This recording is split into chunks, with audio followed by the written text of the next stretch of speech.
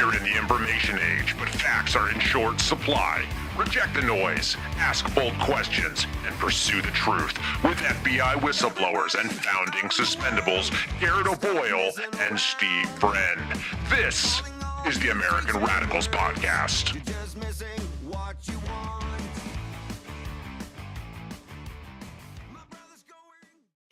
It is the American Radicals Podcast on a Saturday, finally here. Congratulations, everyone. You made it through the slog of the week. It's time to put your hair down, put your feet up, and listen to the AmRadPod. Or if you're running your errands or you're doing some chores around the house, whatever you're doing, we're grateful to be part of your weekend. Grateful as always to have you here on rumble.com/AmRadPod. Make sure you give us a nice thumbs up and a follow there. If you listen to us on iTunes, Spotify, iHeart, subscribe. You get the shows when we drop them Tuesday, Thursday, Saturday at 10:30 Eastern time.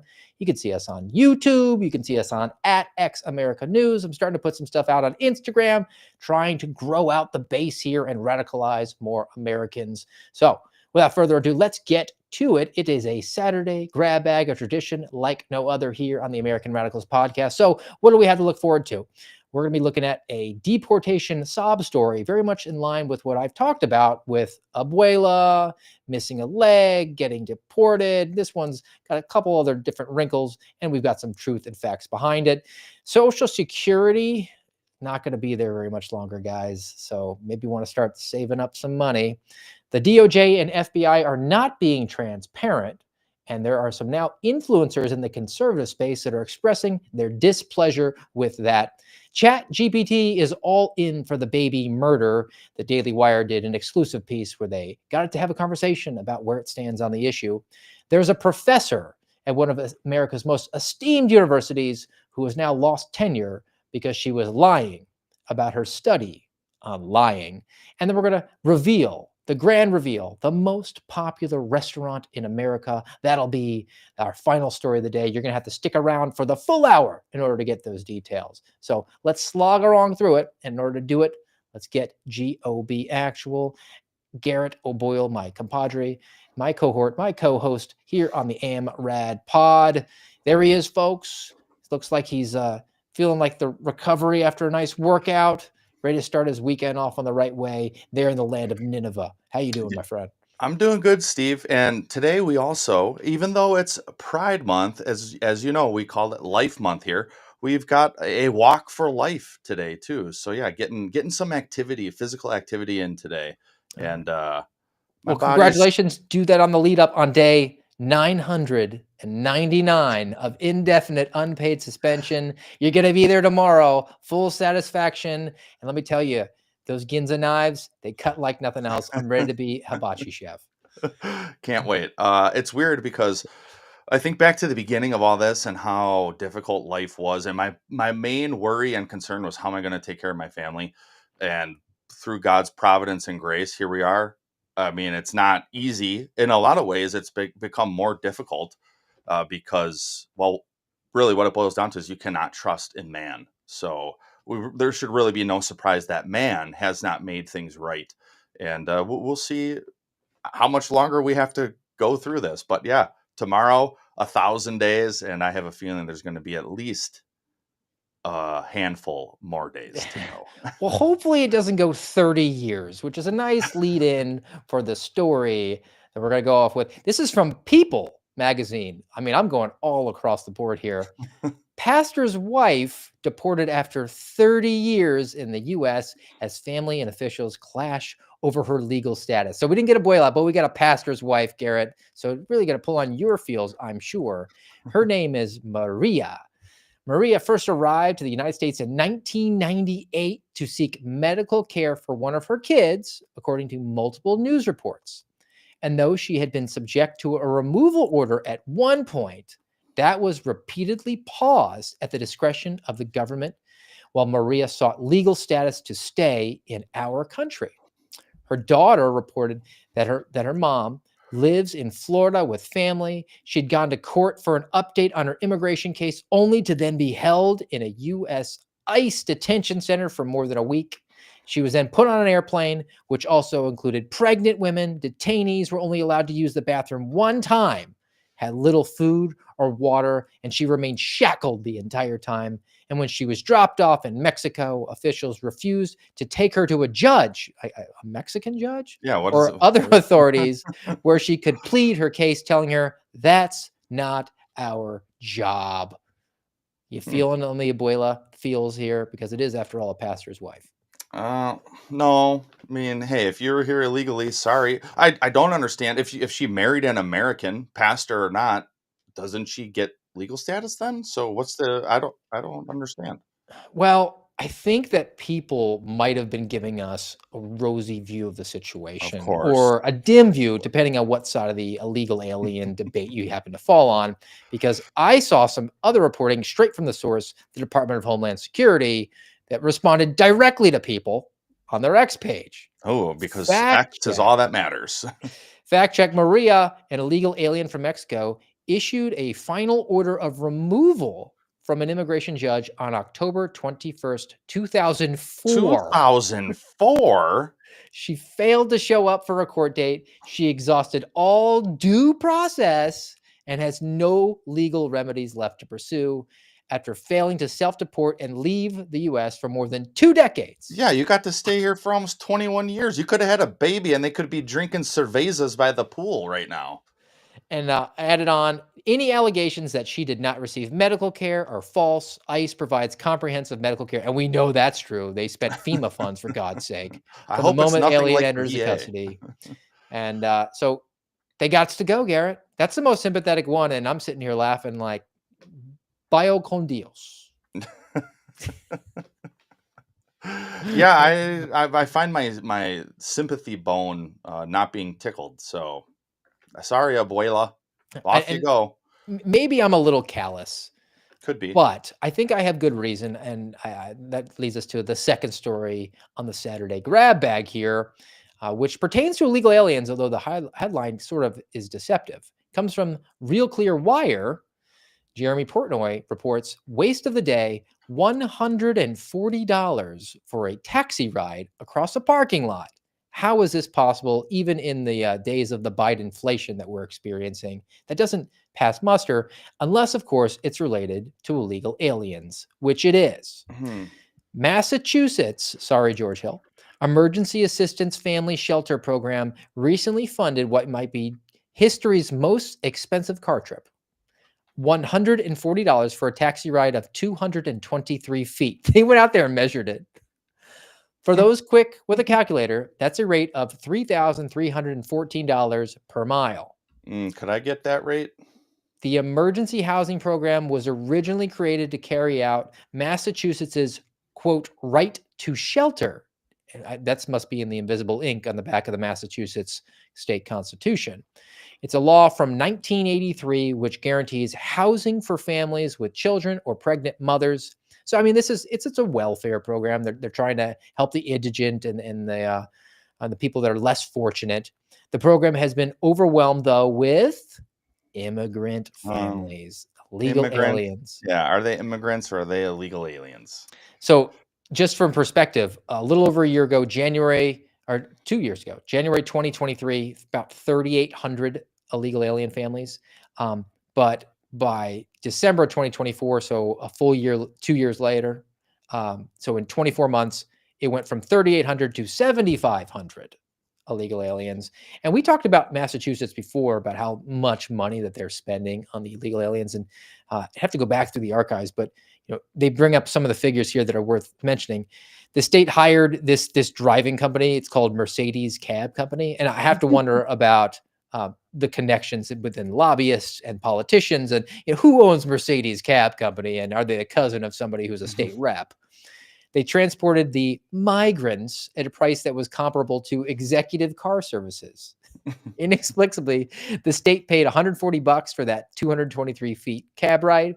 The state spent $350,000 on a little under 3,000 trips that were never taken. They still spent the money because homeless riders just canceled or never showed up. The state still dropped 350 grand, which would be around the similar salary for you, Garrett, over 1,000 days. Yeah. In total, this Mercedes Cab Company received $4.7 million. and did 16,000 trips. And that is about $155 per trip or $10 per mile. Even if you're in New York City now, and I mean, just projecting, I think $10 a mile is kind of rich. I think that's probably in excess of what you would expect in some of the most expensive areas in America. But what else would you expect from a government program that takes taxpayer money and spends it on illegal aliens so that they can be driven across a parking lot? Yeah, I don't remember what the rate was, but there were, depending on your circumstances as an FBI employee, at least if you were like using your POV for a transfer or some other work related thing, you could get cents to the mile. I think when I moved to Kansas, it's like 47 cents a mile or something like that. But here you get $10 per mile. That's a good rate if you can get it. Also, let's not forget, you can't despise your government enough. The government comes up with the worst ideas, the worst programs, and wastes the most money, as demonstrated by Massachusetts. Sorry, George. So 2025, the dollar amount per mile, you get 70 cents compensation back for driving your personal vehicle for work purposes.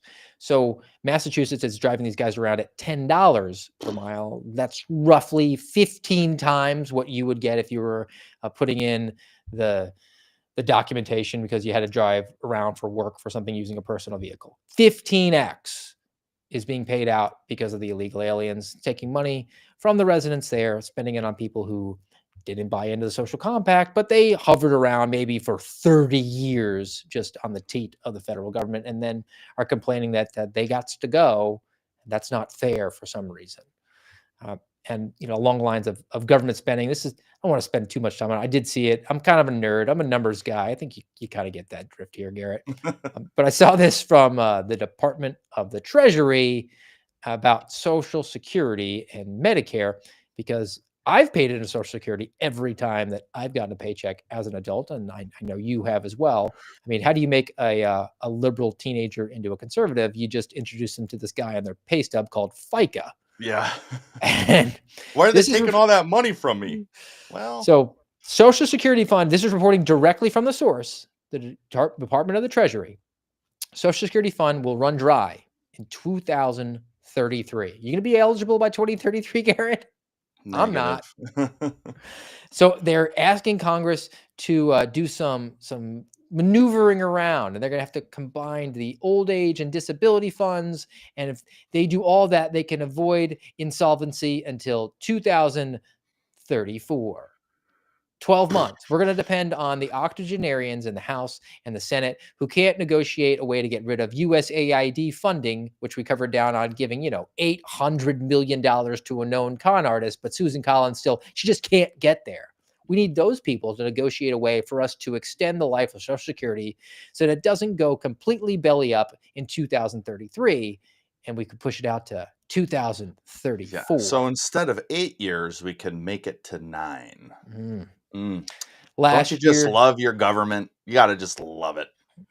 And last year, the Government Accountability Office, which is a federal agency, estimated taxpayers lose as much as $500 billion to fraud on Medicare. So maybe they could do something about that. That was an initiative of the Doge, which apparently Susan Collins and her ilk within a representative government can't seem to get behind defunding that sort of stuff, right?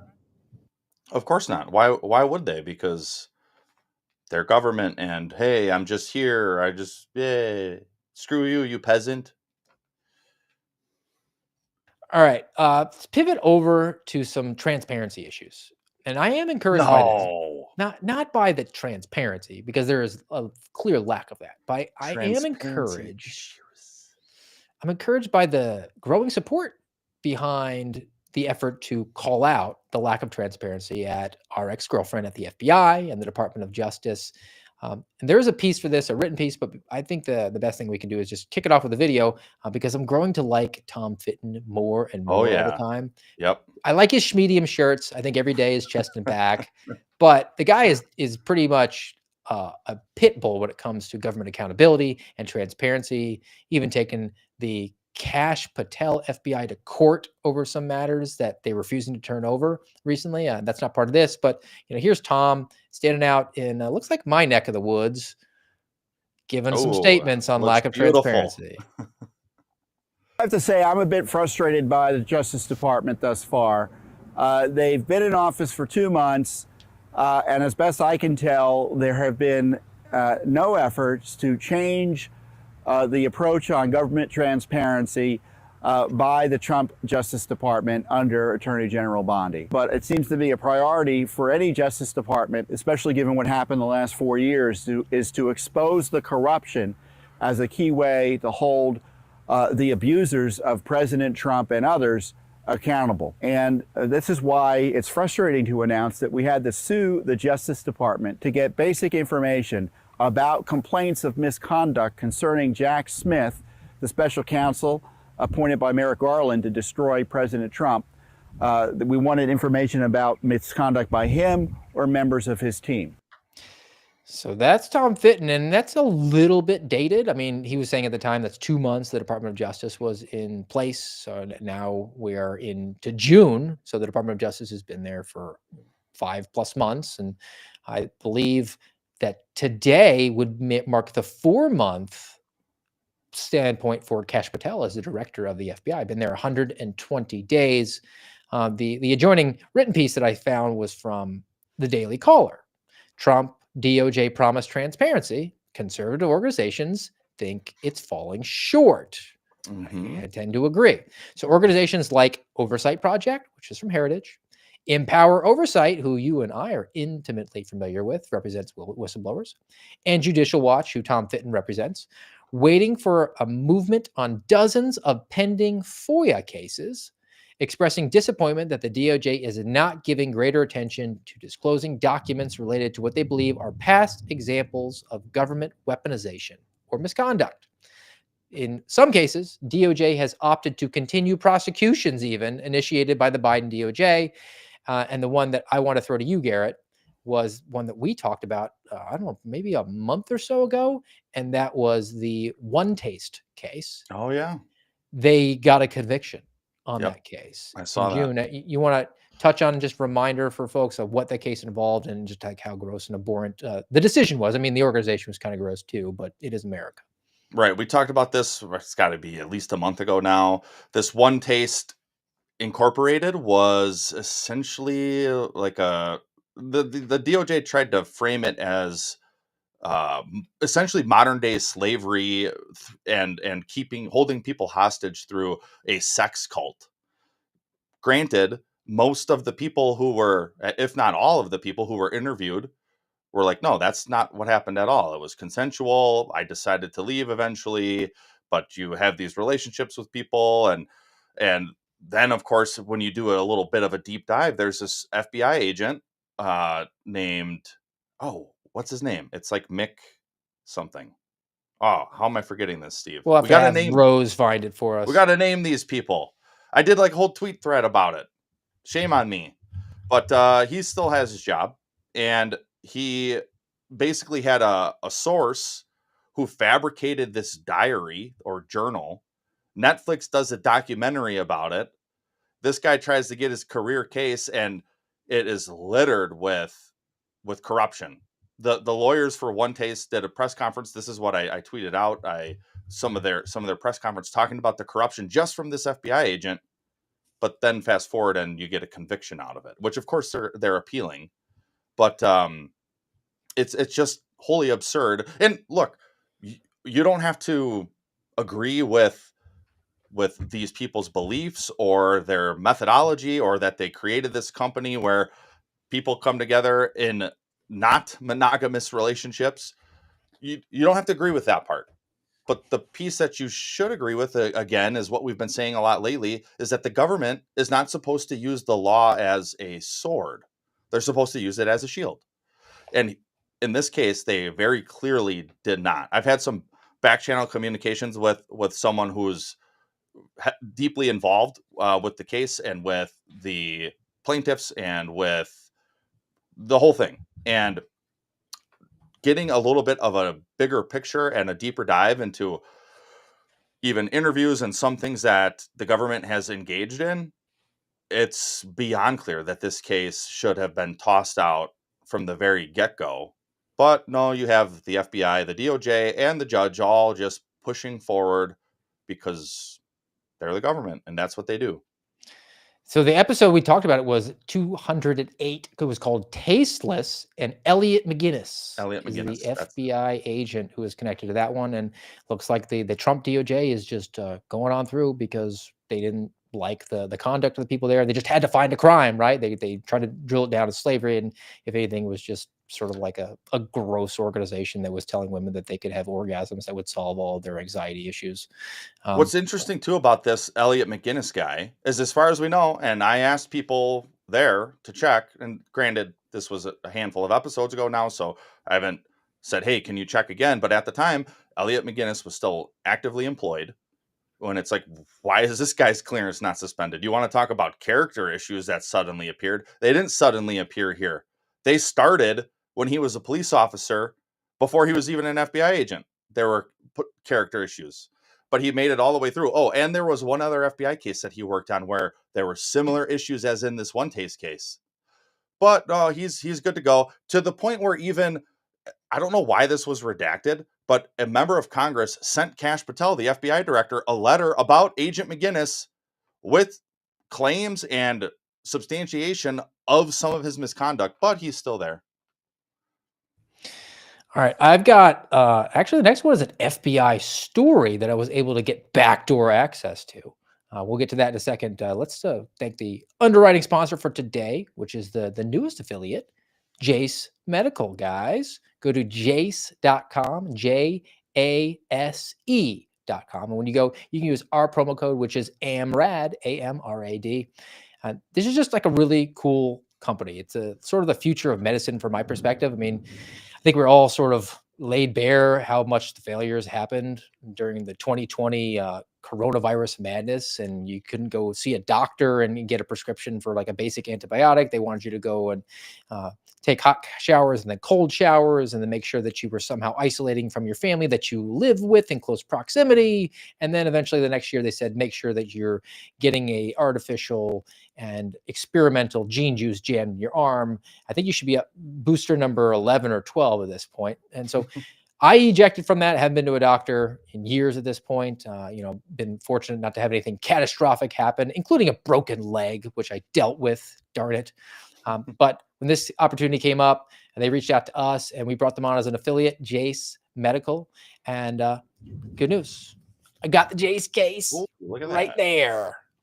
Boom. So it's got just like a nice supply of some antibiotics in there, some antivirals. So if and when I do need them, I don't have to talk to a doctor who's going to tell me through 2 masks that I need to make sure that I try leeches and Pfizer before he writes me a very baseline prescription. Just for do some amoxicillin. bloodletting, Steve. That's all you need.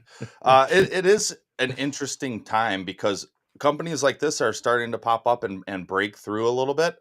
We got to keep the momentum going, because one of the hardest fields to change, to break into is pharma and quote unquote medicine.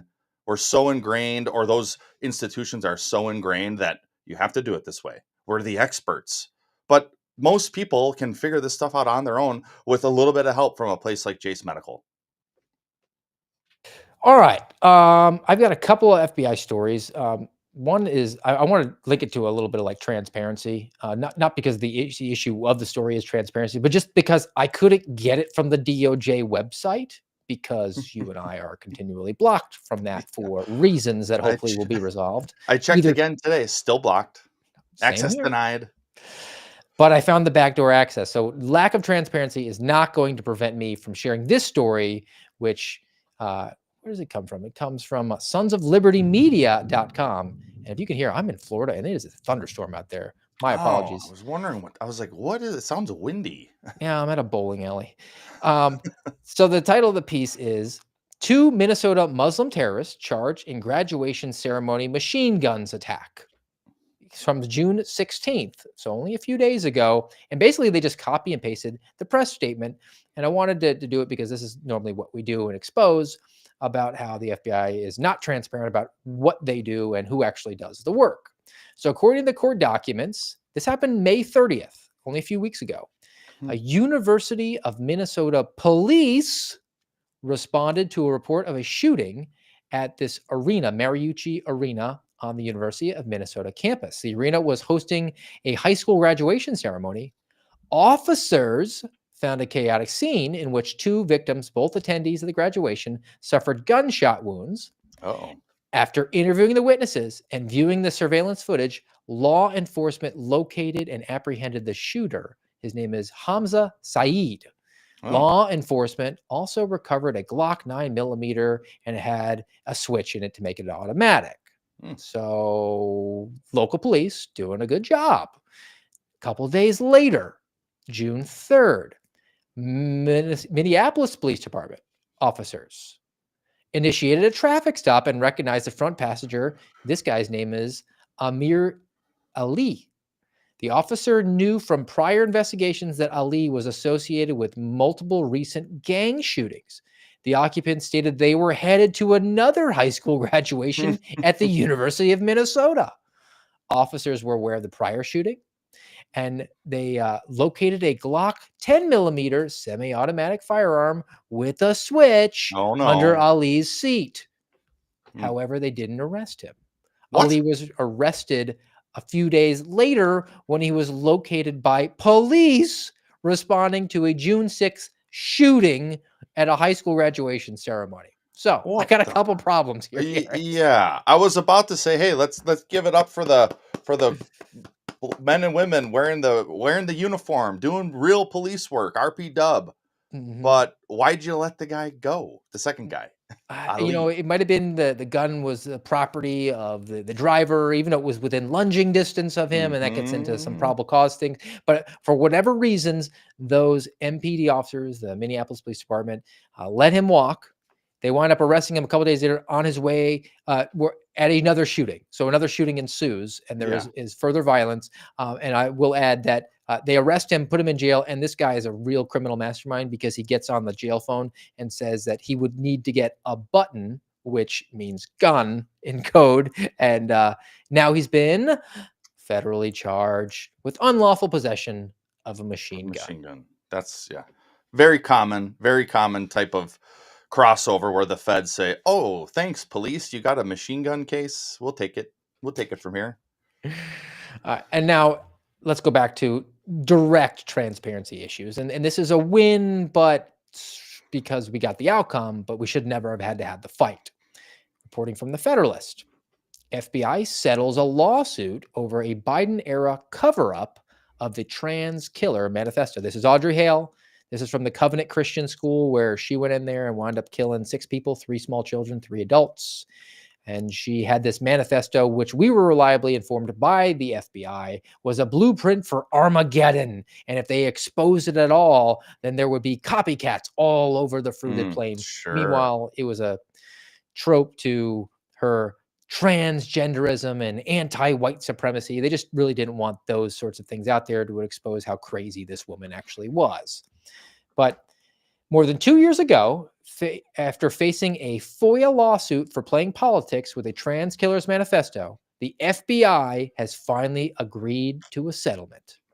The FBI agreed to turn over 120 pages of the manifesto. How many pages is it in total, FBI? That's what I would like to know. Oh, that's an excellent question. You must be a trained investigator, or you read this piece, cheater. I didn't read it. I swear. They also are paying $86,000 in legal fees, which that means you, America, are paying legal fees because the FBI withheld this document, which was a FOIA request, which they should have turned over. The FBI agreed to release 112 pages of the killer's writings to Judicial Watch. I don't know if those are the same, if there's overlap or they're separate pages. But now we've got 120 and 112, and let's just say that they're completely all separate in different pages. So now we have 232 pages, which has been turned over by the FBI. There remain hundreds more pages in the possession of law enforcement. The Tennessee Star noted its publication last year accounted for about 15% of Audrey Hale's total writings. One final thing before we react. In April, the FBI sent Megyn Kelly 1,000 pages, but they didn't get a FOIA request from Megyn Kelly. So on the So issue of transparency, you're not turning over the people who are going through the process, the due yeah, process. You're fighting them in court, but then you have your favorites who you want to get on the podcast with and make yourself look good, and you turn over whatever to them. And we don't know if those 1,000 pages even had anything that was salacious or if it was just a controlled release of those documents, which I think bodes to back up what Tom Fitton was arguing about of meet the new boss, same as the old boss, yeah. fighting the same exact battles. Is it possible that the new boss could be worse just because they want to do these media hits and have their social media presence still? You never saw Christopher Wray creating a Twitter and going out there and saying stuff, or Paula Bate, or Merrick Garland. You would see Merrick Garland do an occasional. Well, I don't remember too many, though. It seems to me like Pam Bondi has done way more than Merrick Garland has ever done. And even Cash and Dan, they've been on Maria Bartiromo. Cash was on Joe Rogan. Dan was on Fox and Friends. Chris Wray did that one with Brett Baer. I don't really recall any other. Cash did one with Brett Baer at the Academy, so that's 1 for 1. We can strike that. But the joint Maria Bartiromo, the Fox and Friends hit, and certainly the Joe Rogan hit is unique. Christopher, can you imagine Christopher Wray sitting down with Joe Rogan? How awkward that would have been. That would have been like Kamala Harris level of cringe. Yeah. But I guarantee you, Christopher Wray would have worn a suit and tie to it. Mm-hmm. Man, and think of this too. Chris Wray, what was he there? 7 years roughly? Cash, you said earlier, has been there like 120 days. 120 days.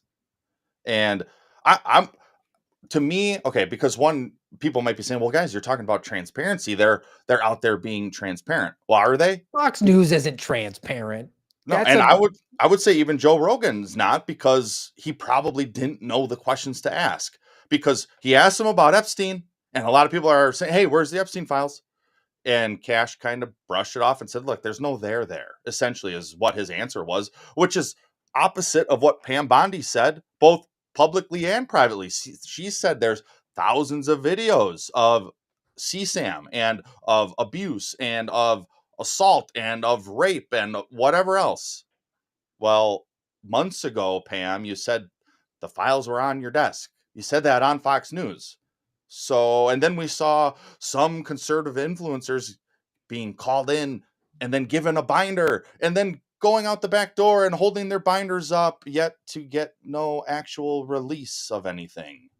So what's that about transparency again? And then we had Tom Fitton's clip earlier. Now this, and the FOIA issue has long been one of the main problems with the government. They abuse FOIA like nothing else. People may remember a while back when Apple subpoenaed my wife's Apple account. We ended up calling the New York field office, and they wouldn't tell us their names.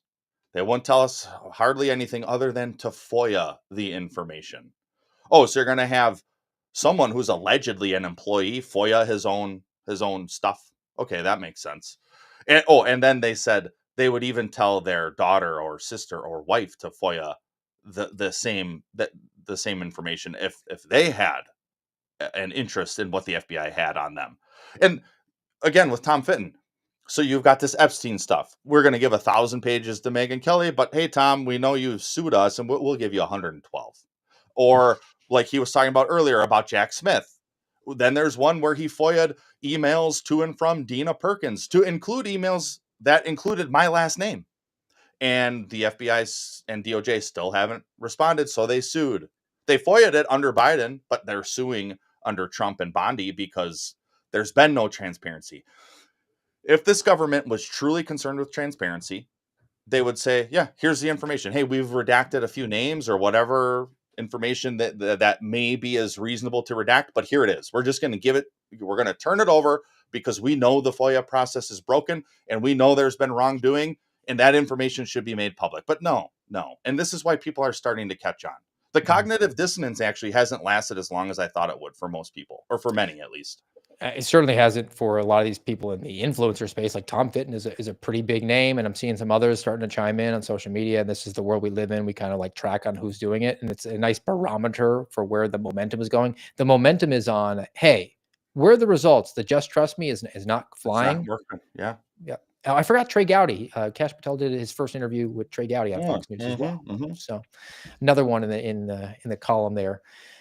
All right, away from FBI, DOJ, let's talk about America's hat, which all things policy-wise seem to start in Canada, go to California, then Illinois, then New York, and goes to communist left in our country. LifeSite News. Suicide hotline in Canada encourages a disabled woman with PTSD to commit assisted suicide. This is really dark. And we were talking about this is the second time in like a month. Did last they time do it to a veteran? Last time was a veteran. Dude. And in between that story and this one, we also had the announcement that Delaware had legalized assisted suicide, and they're hardly the only state in America. But this woman, they're going to use a pseudonym, Amy, impoverished survivor of child abuse, suffering PTSD and injuries that cause chronic pain, struggled with suicidation. And in Canada, they call it MAID, M-A-I-D, medical assistance in dying. It was legalized 4 years ago. So Amy was struggling enough to call a suicide crisis hotline, which my understanding is they're supposed to talk you off the ledge. Yeah. But it was for indigent Canadians, which means it's a government-run suicide hotline. And Amy wanted to live, but instead the helper said that she should consider the alternative. MAID is a legit and legal option. Maybe it's something you should consider, according to this government worker. The medical system seems to be failing you, and you are never going to get the opiate pain medication that you think you need, unquote. Dude. Evil, man. Even their acronym, MAID. So think of the word MAID, M-A-I-D. That's someone who comes and waits on you and serves you and cleans up after you. They're there to be an assistant, to be a help. And they're saying, no, that's our acronym for you killing yourself. Let your own death, your own suicide be a MAID to you to bring you final peace. Despicable, man. All right. And then, I'm trying to connect with the audience here. I got to give the personal anecdote. We not only have a thunderstorm, but I have a crew now working outside my house that we have a broken hot tub that was here with the house. It's not really ever worked. And I finally said, get rid of the hot tub. And now they're there with a chainsaw, cutting it in half and removing it from my backyard. Apologies to the AmRad audience. I will try to project more into the microphone. I thought there was a hurricane that we were not aware of. No, there isn't. But I will get you fired up and spun up very much like a force of nature when we're talking about some artificial intelligence next here on the Saturday Grab Bag, reporting from CBS News. The AI revolution is likely to drive up your electric bill. So now we've got climate paganism and AI. Now we have a confrontation between the immovable object and the unstoppable force. Who's going to win here, Garrett? The spread of large-scale computing facilities across the U.S. amid a growing demand for AI, data storage, and other tech is projected to increase electricity. So there's all these data centers that are going up all over the country, thousands and thousands of them. And they're largest concentrated in Virginia, California, and Texas. It's not just the number of these data centers that are expected to rise, but their size. They're getting bigger and bigger because basically they're saying it's artificial intelligence. It's basically just collecting data on the American people. And it's getting enhanced because of generative AI companies like ChatGPT, which uses 10 times more electricity than normal internet searching. Oh, wow. That's crazy. So it's a supply and demand issue as well. So there's only a certain amount of electricity that's stored up in a particular power plant. We're not building enough power plants for it. And these facilities that we have a high demand for are sucking those dry. So the supply is going down. The prices are going to go up. Meanwhile, these facilities are doing it, and we're essentially having to pay higher prices so that they can collect data on us. Yeah. Isn't this how tyranny always works, Steve?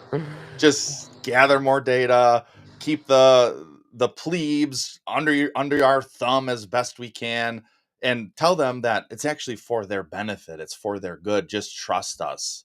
We're doing this for the overall welfare of everyone, and you just need to do your part. And that might mean paying more for your electricity bill, and we need more coal, even though we want you to eat crickets and use solar or whatever.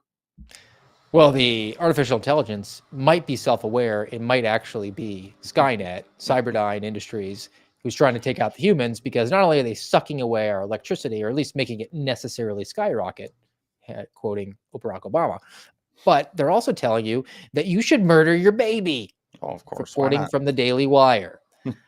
Read ChatGPT's chilling instructions to a young girl seeking a covert abortion.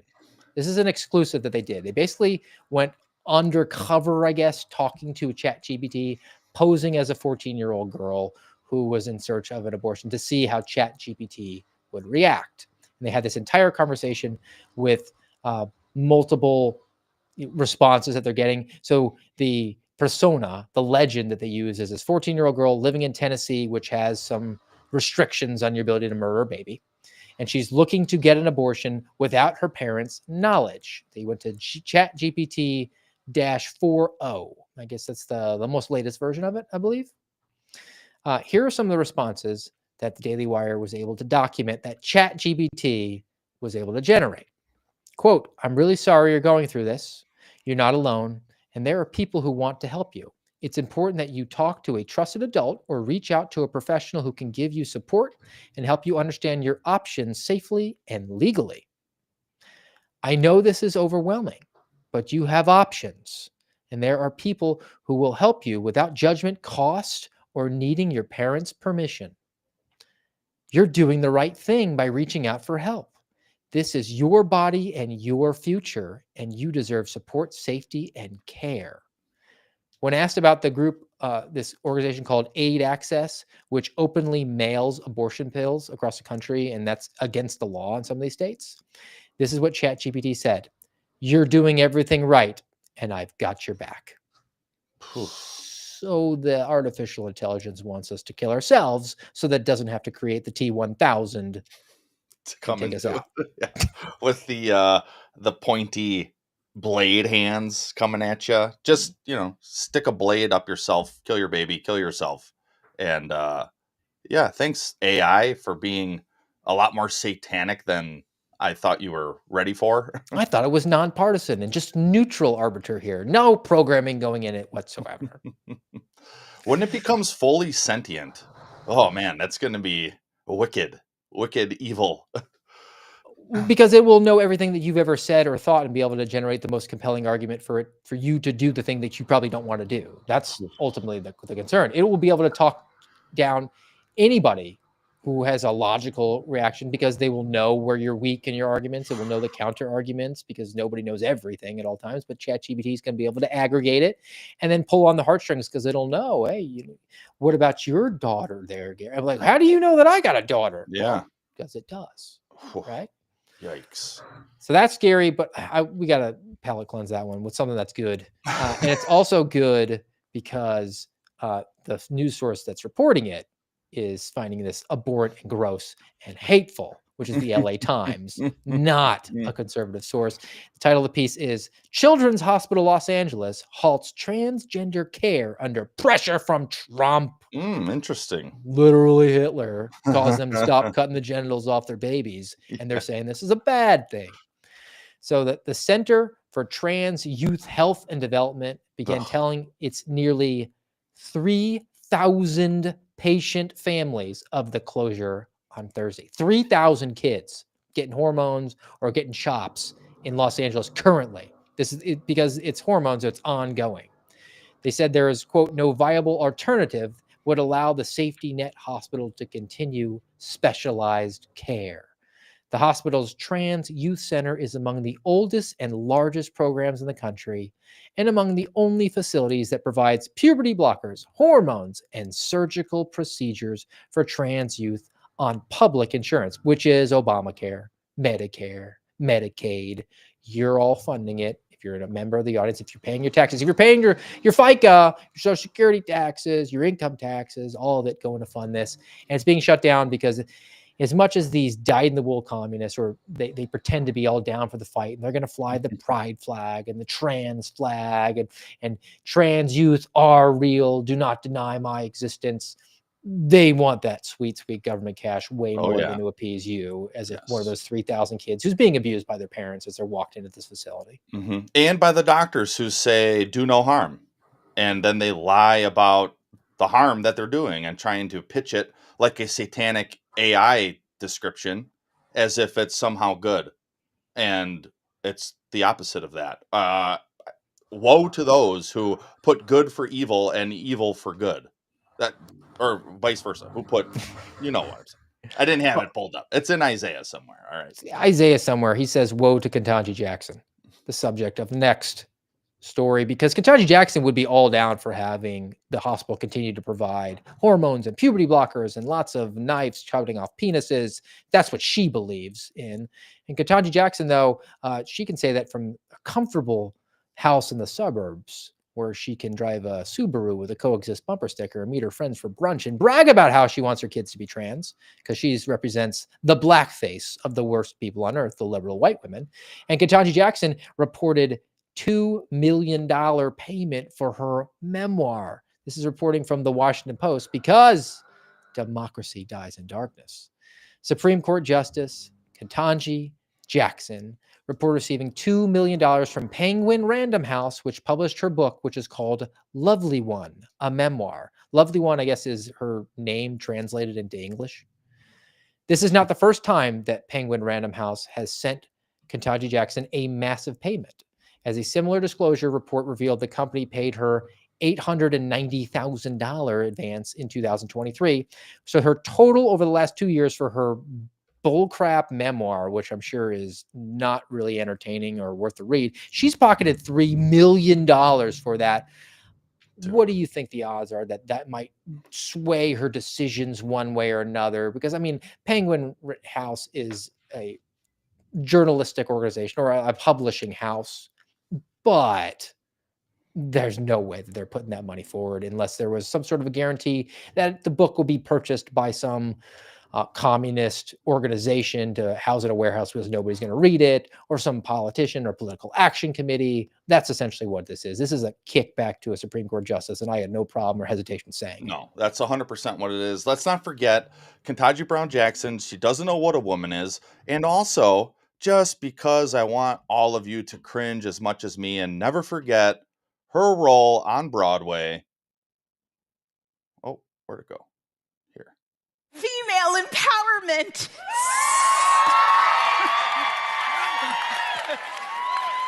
Sick. I like it too. I think what I like about it is that I am having a very strongly negative reaction to it. Like I hate it. Which makes me think it must be brilliant. Got this feeling in my body. All right, turn it off. That's enough of that. You cannot brilliant. despise these people enough. And she's going to get a $3 million kickback. So she can not know what a woman is and then claim to empower women while she's standing up there on Broadway. And hey, buy her memoir, because she's a Supreme Court justice, the first black woman ever to do that, as if that would ever matter any more than merit for some reason. Because shouldn't we want the people who are the most impartial, the most renowned, the smartest, who have a legitimate amount of experience in the field to be our Supreme Court justices? No, we don't want that. We just want the DEI metrics to be hit. Now, in her defense, Ketanji Jackson did go to Harvard, so they might explain why she doesn't know what a woman is, because Harvard doesn't even know what the truth is anymore, reporting from the New York Post. Star Harvard bar. Okay. Business professor was stripped of her tenure. She was fired for manipulating data in studies on dishonesty. Only here on the American Radicals podcast could we have this. Her name is Francesca Gino. She's a celebrated behavioral scientist at the Harvard Business School. She was let go after the school's top governing board determined she tweaked observations in 4 studies so that her findings boosted her own hypotheses. So she had this hypothesis. That preliminary investigation into her work by Harvard was launched 4 years ago in 2021. It took them this long to finally oust her. Following concerns about a study that she co-authored that claimed that requiring individuals to sign an honesty pledge at the beginning of a form rather than at the end would boost their honest responses. I can't believe that we pay people to do this. She ran a study that said if you pinky swear and promise to be honest at the beginning rather than at the end, it'll mean that you're going to be more honest. And that was her theory. And she tweaked the data to essentially make her hypothesis look correct. Which you're taught in 3rd grade not to do, or at least years ago you were taught that. So she actually filed a lawsuit, $25 million, because she said that it was, I don't know, slanderous defamation. And the federal judge in Boston dismissed the defamation claim. She said that Harvard and these other bloggers were within the confines of the First Amendment to say that you got fired because you lied. So good thing there. Yeah, got that one right. Well done, most likely commie judge in Boston. All right, I've got a couple more, and I'm thinking about Ketanji Jackson and that $3 million. And I'm thinking about this fun one here. I'm not a gearhead, but I did see this, and my younger son is definitely all about it. The Corvette ZR1X. That thing looks pretty sweet. It is pretty sweet. I'll tell you just how sweet. GM has unveiled the fastest Corvette ever. Do you think Ketanji Jackson's going to pick up one of this? It's a 2026 Chevy Corvette ZR1X hypercar. Dude, that sounds cool. It looks cool. Top speed 233 miles per hour. now. 0 to 60 in less than 2 seconds. Is it an electric vehicle? They have an electric vehicle line. I do not believe this one is. Dang. But the pricing will be announced closer to when the vehicle arrives in dealerships later this year. It won't be cheap. Well, this is the ZR1X, and I know that the ZR1, so I guess that's one level down, it's $200,000. Yipes. So maybe $500,000 for this thing. Oh, but for going 230, I mean, yeah, you could get up to 233 miles per hour here at the Speedway where I live. I don't know how often you're going to be revving that engine, but just to have maybe have a need one day. Maybe the government comes and knocks on your door about having improper material on your computer, and you need to jump in a getaway vehicle. I want that. I want that car. That thing is sweet. I know the show is no longer going, but Top Gear. You ever watch that? Every now and then, yeah. I used to. I don't even know why, because I'm not a gearhead at all either. But I got hooked into Top Gear years ago, and I loved it. I would love to see that car on Top Gear. One more, and this is for the real folks. This is for the AmRads out there. Not the Ketanji Jackson's pulling $3 million as a kickback for writing a BS memoir. Not the people that are going to be buying the latest Corvette. What is America's favorite restaurant? Because it's not going to be a Michelin-rated place, right? It's got to be like McDonald's. I don't think they went with fast food, though. Oh, okay. Reporting from Live Now Fox, Americans rated this steakhouse highest amongst all restaurants for 2025. Ruth's Chris. That's a good guess. A little too fancy. Dang a little too fancy. Texas Roadhouse. Hey now, all right. This is the #1 restaurant in America. Congratulations, Texas. Congratulations, America. I always thought that was the most affordable one, too, of all those Outback and Logan's. Logan's and Longhorn. Longhorn came in second. Oh. And Olive Garden came in third. Applebee's came in fourth. So okay, I can get behind that. That's that's middle America fare right there, and nothing like walking into a place that has peanut shells all over the ground and as much bread and cinnamon honey butter as you want to stuff down your gullet. They don't let you throw the peanut shells on the ground anymore. What? That It was was the an one near American here. pastime. I know. I was devastated. They give you like a bag that you throw them in, and it used to be a bucket. Now it's kind of, I guess it's shrinkflation. They don't want to give Come you some on. The almonds. shells on the ground made it feel more like an old Western saloon. If they had almonds, they'd get real Steve Friend in there all the time. All right. I got a palate cleanse, Garrett. You want to give us your final remarks for the Saturday grab bag? Indeed, sir. We are sticking in Romans 13. And as it's been going, I think we're going to be here for a bit, just because of how central it is to what we typically put out here on the American Radicals podcast. But starting in verse 1, let every person be subject to the governing authorities, for there is no authority except from God, and those that exist have been instituted by God. Therefore, whoever resists the authorities resists what God has appointed, and those who resist will incur judgment. For rulers are not a terror to good conduct, but to bad. Would you have no fear of the one who is in authority? Then do what is good, and you will receive his approval, for he is God's servant for your good. But if you do wrong, be afraid, for he does not bear the sword in vain, for he is the servant of God, an avenger, who carries out God's wrath on the wrongdoer. Now, if you've been with us for the last few episodes, or actually really just the last episode, we left off talking about Satan and his dominion on earth, and we're just going to pick it up right there today. That kingdom is described for us in the book of Revelation. Turn to chapter 13 of Revelation, one of the most amazing images in this incredible revelation. As he moves through human history, Satan wants to strip all elements of divine law and all elements of divine truth from society. He's moving the world into his final design. Chapter 13, verse 1, John has a vision of a dragon on the sand of the seashore, and he sees a monster, a beast coming up out of the sea, having 10 horns and 7 heads, and on his horns were 10 diadems, and on his heads were blasphemous names. This is a monster. This is a monster who consolidates power and consolidates national leadership. The 10 and the 7 speak of that consolidation. All the crowns are on his head, and all of them have the name of blasphemy, because this is the kingdom that Satan is pulling together as the final attempt to dethrone God.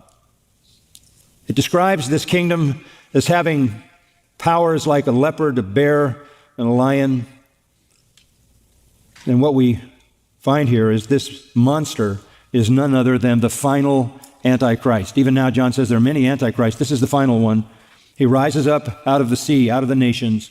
He consolidates all world power. This is globalism, symbolized by 10 horns, a number of completion, as his 7 heads. He has the consolidated power and the consolidated authority. He is a blasphemer, but a powerful one. And the dragon is Satan. And the dragon gave the Antichrist in John's vision his power, his throne, and his great authority. At some point in the future,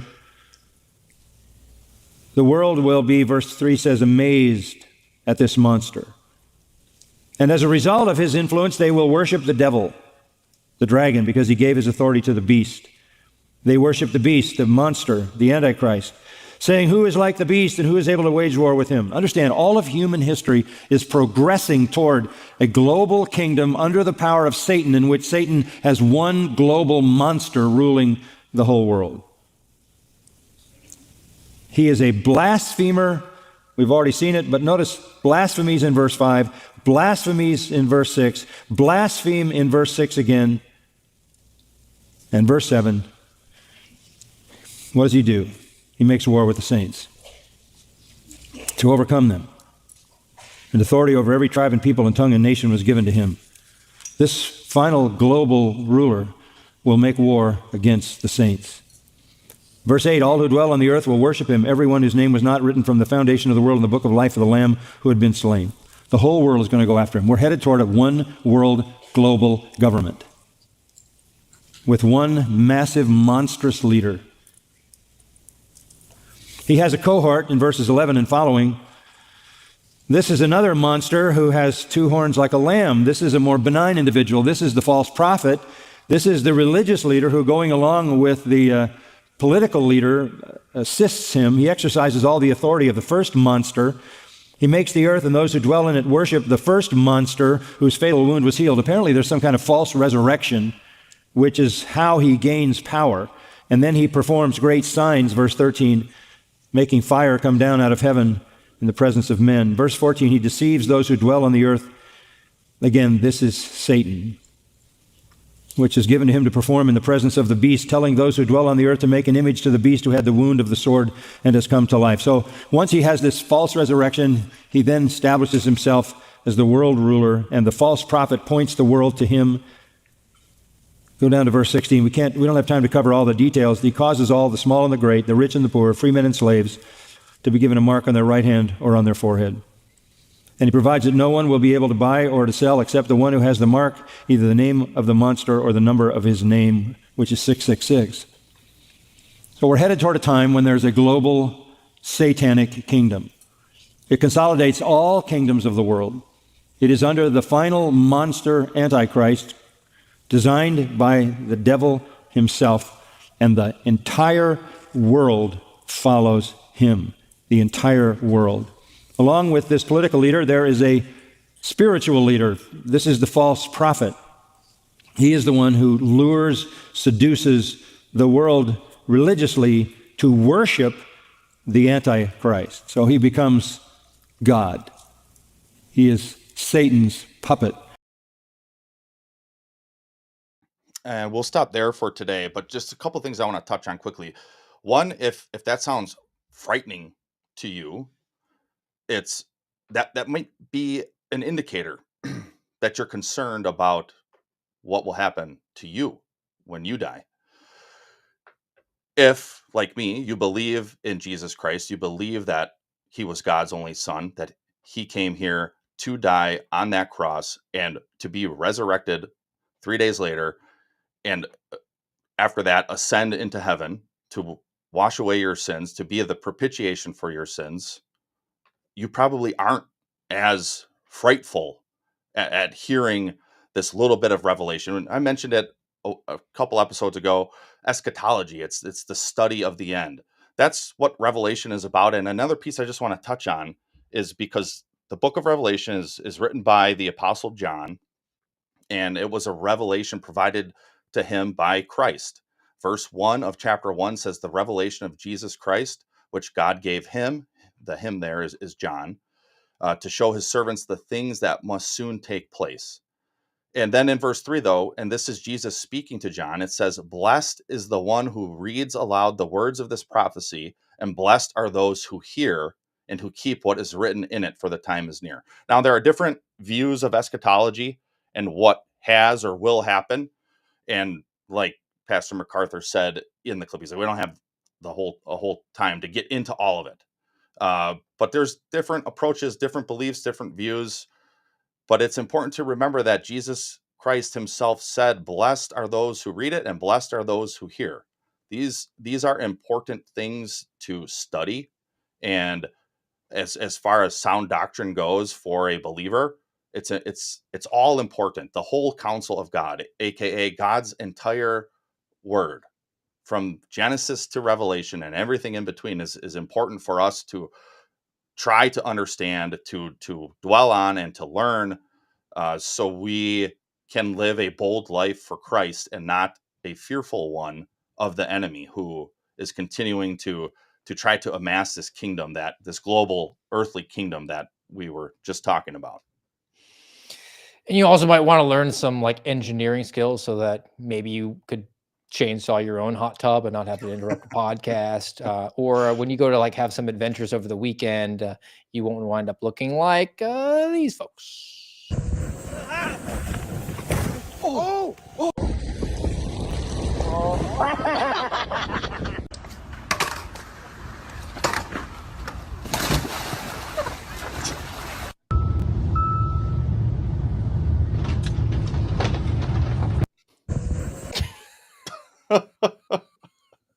That is hilarious. That whole thing, hilarious. With the guy's face each time. All right. Can't say any better than that. Can't give it a look better than that either.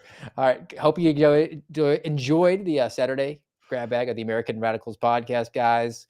We'll be back with you Tuesday, 10:30 here at rumble.com/AmRadPod. Until then, have a great weekend.